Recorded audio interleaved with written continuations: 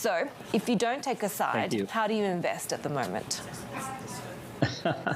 I know it's a tough one. I mean, year to date, global equities are down, something like about 15%. But the markets have rallied since the middle of June.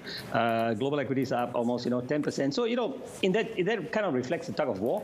And I think, investors do not want to take sides, as I mentioned rather. And, I think one way to do it is dollar cost averaging. In other words, stay invested in the markets, buy gradually, spread it out over time, perhaps over the next 6 months, 9 months, 12 months. But to stay out of the markets altogether will not be wise because there's a lot of liquidity on the sidelines. And if inflation for some reason starts to peak and come down and the Fed turns a bit more dovish, I think all that money on the sidelines could go to work and actually help to fuel a more sustained rally. So I think investors don't want to be caught on the wrong side. They want to make sure they have some participation in the market, but at the same time not go headlong into the markets because there are headwinds still ahead. Headwinds still ahead. So at this point, do you sort of stay fully invested? Are you advising clients to keep a bit of powder dry depending on how the inflation, recession, central bank pathway works out? I think, definitely keep some powder dry, keep some cash on the sidelines. Not the time to be fully invested in the markets. Stay invested, but not fully invested. Buy gradually.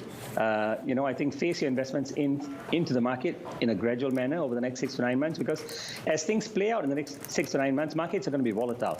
And that volatility can also create opportunities. But I think the thing to look forward to, the silver lining, would be if inflation peaks, the Fed turns more dovish. I think that will kind of signal the market bottom. We've had so much of bad news priced in already, Haidi, and going forward, I mean, you could have more bad news, but the downside may not be as significant as what we had in the last 12 months or so.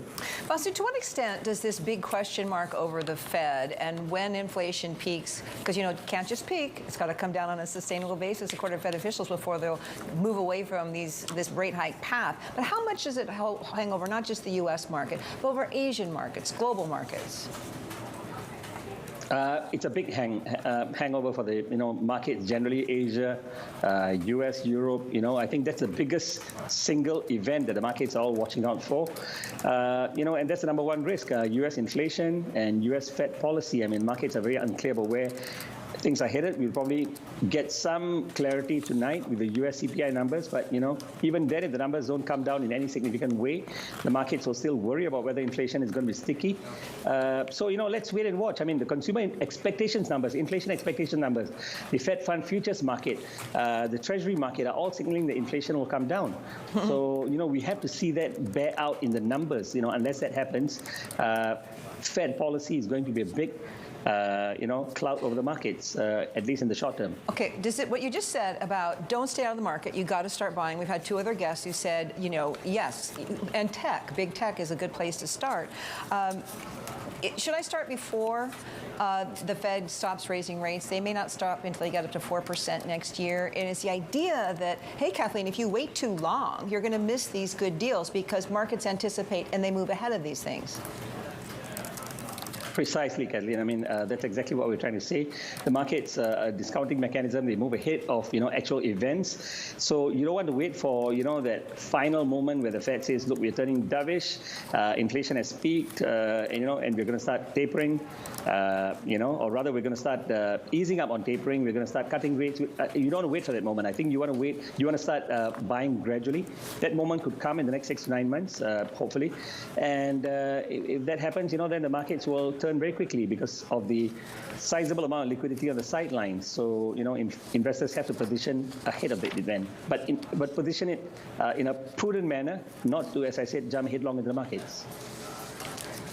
Vasu, a lot of institutional investors are starting to see value again in the 60-40 portfolio, including GIC. Are you in that camp? Do you see bonds offering a more compelling opportunity for that trading strategy? I think bonds will start looking more attractive, especially if the prospects of Fed rate hikes, Fed rate cuts rather, come into play. You've seen some degree of bond market rebound as well since mid of June this year, on hopes that the Fed will soon peak in terms of rates, and rates will eventually come down. So I think you want to have some bonds in the portfolio, no doubt about it. We are big believers in diversification. We never believe in throwing all your money into big tech or equities generally or risky propositions. We believe that investors should have a balanced portfolio. So we totally agree that a 60-40 portfolio, for generally speaking, for most investors would make sense, because at some stage the bond markets will make a comeback. Inflation will peak, interest rates will come down. There'll be good news for bond markets.